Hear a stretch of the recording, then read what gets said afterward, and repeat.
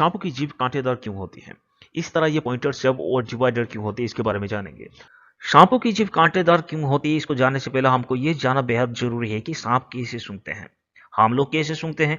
हम इंसान अपने नाक के माध्यम से सूंघना और सांस लेना छोड़ना ये सब काम करते हैं।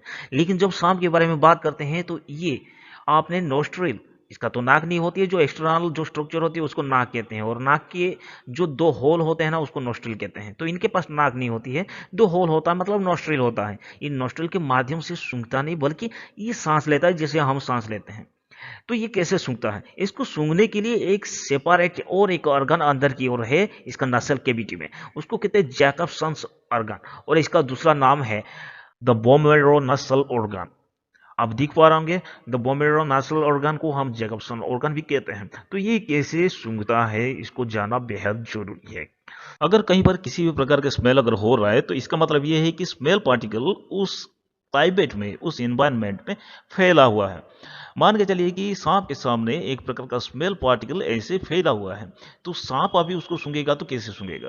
एक्चुअली ये अपना जीभ को बाहर निकालेगा, उसके बाद ये स्मेल पार्टिकल को अपना जीभ की मदद से अंदर की ओर लेकर जाएगा, उसके बाद जैकबसन्स ऑर्गन में टच करा देगा।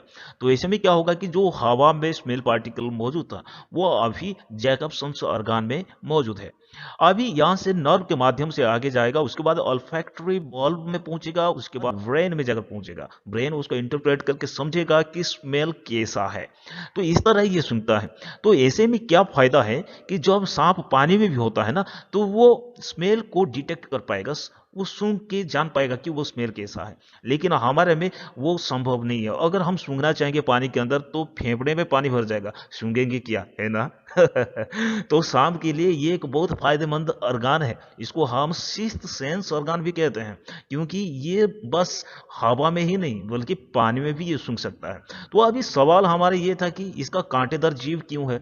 भाई सूंघ तो रहा है, लेकिन कांटेदार जीभ होने के पीछे क्या साइंटिफिक रीजन है? वेरी सिंपल है। वेरी सिंपल क्या है? देखो, आपका अगर एक कान होता आपको ये पता नहीं चलेगा कि साउंड किस डायरेक्शन से आ रही है, इसलिए आपका दो डायरेक्शन में दो कान लगा हुआ है। और अगर लेफ्ट की तरफ अगर साउंड होता है तो आपको पता चल जाता है कि साउंड लेफ्ट की तरफ से आ रहा है, अगर राइट की तरफ है तो राइट की तरफ से आ रहा है, आपको पता चलता है ना। एग्जैक्टली इस तरह ही ये जब बाहर ऐसे जीव निकलता है ना, तो उसी समय स्मेल पार्टिकल किस तरफ से आ रहा है उसको ये पता चल जाता है। कुल मिला के घुमा फिरा के बात करें तो ये जो फोर्क टंग है दो डायरेक्शन को डिटेक्ट कर लेता है।